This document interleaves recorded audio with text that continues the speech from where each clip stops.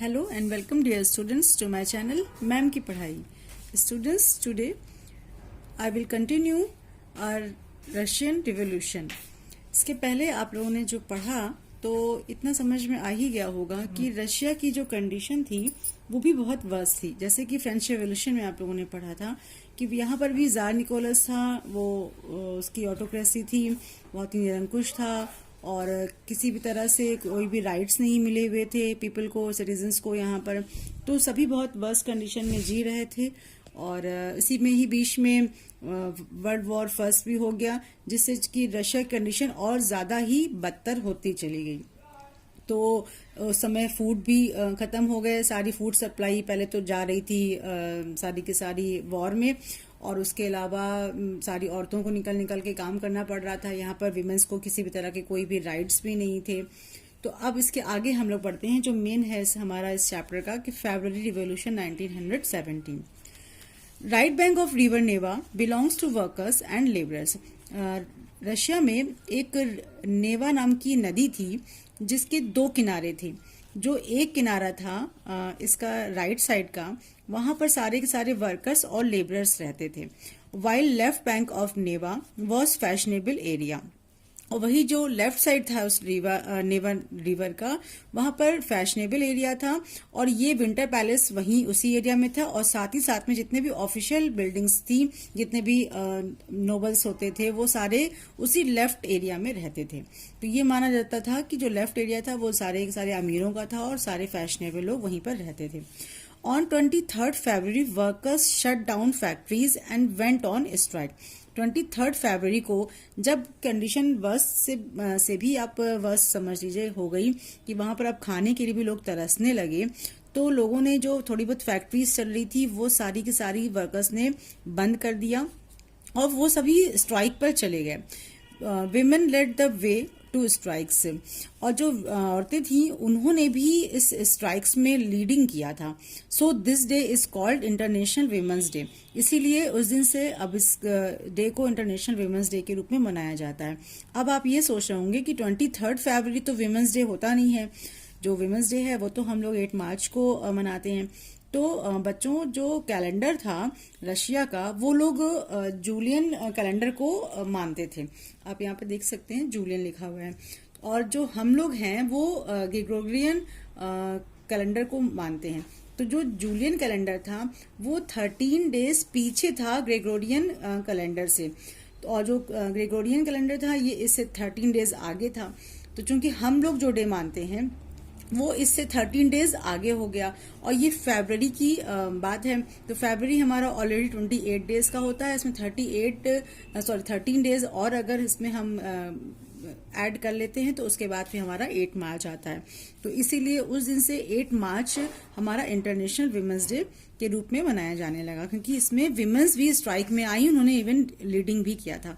Government impose curfew and called cavalry to keep a watch on them. Government ने तुरंत ही curfew लगा दिया और फिर से अपनी कावलरी यानी घुड़सवारों को बुलाया कि उन पर नजर रखो. आपको याद होगा जो ब्लडी संडे जो हुआ था, इसमें भी गवर्नमेंट ने कावलरी को बुलाया था और सारे के सारे जितने भी स्ट्राइकर्स थे वो लोग पीसफुली अपनी स्ट्राइक कर रहे थे, लेकिन फिर भी उनके ऊपर उन्होंने शूट करवा दिया था और सबके सब मारे गए थे.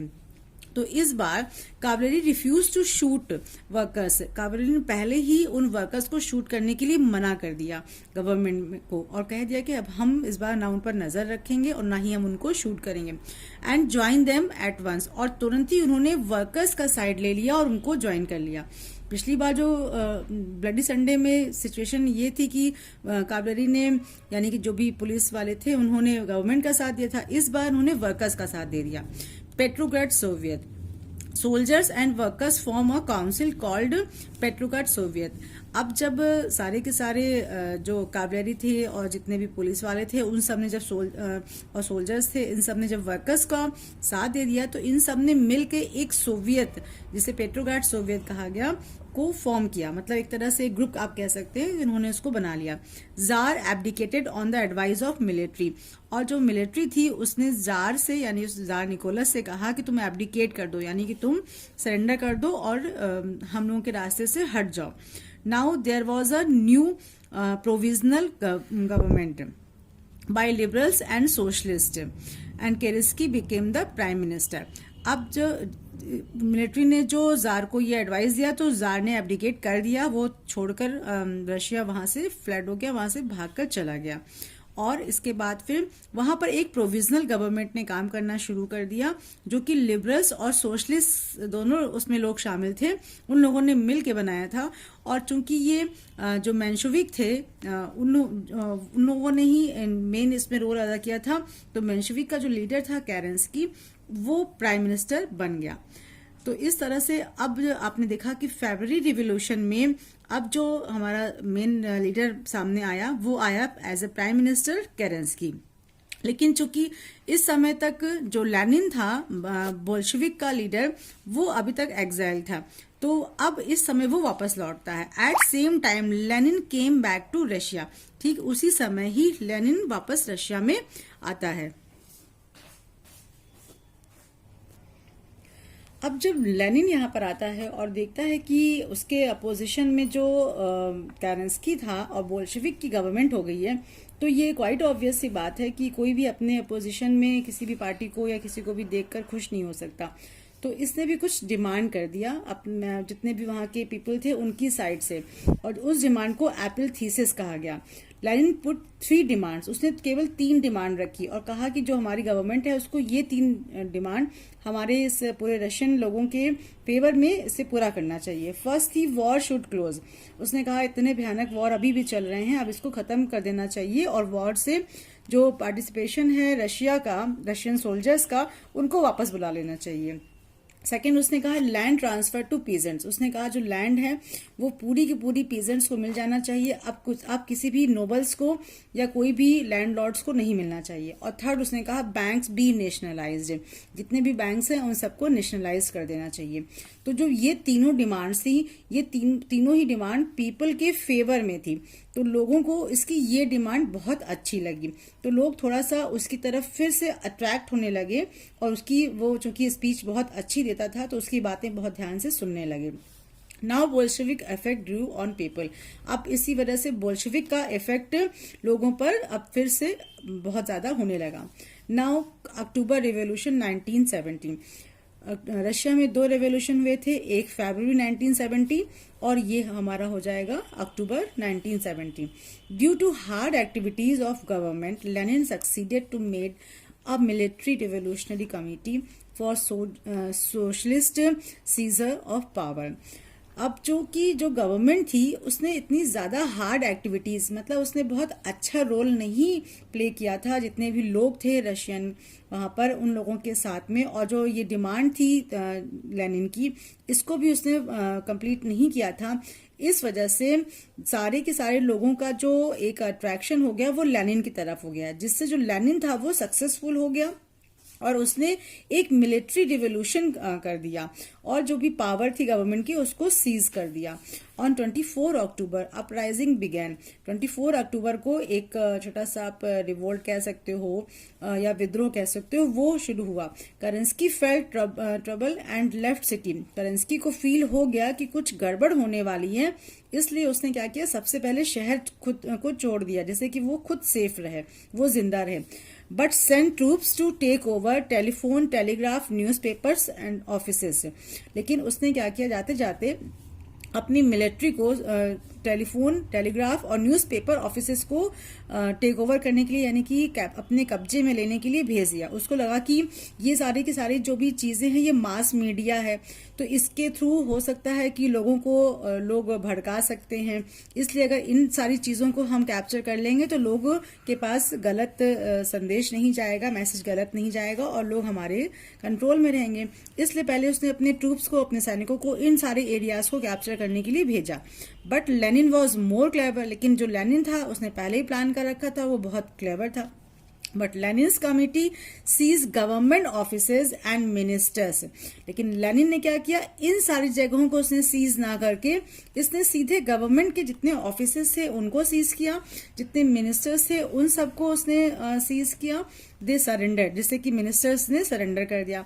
The Bolsheviks had complete authority, अब पूरी जो अथॉरिटी या पूरी पावर किसके हाथ में आ गई, बोल्शेविक के हाथ में आ गई। दे कंप्लीटेड देयर प्रोमिसेस। अब चूंकि लेनिन ने कुछ प्रोमिसेस किए थे, स्पेशली जो वो 3 प्रोमिस जिसे कि एप्पल थीसिस कहा जाता है, उन 3 प्रोमिसेस को लेनिन ने तुरंत ही कंप्लीट कर दिया और जिससे कि लोग उसके फेवर में रहें।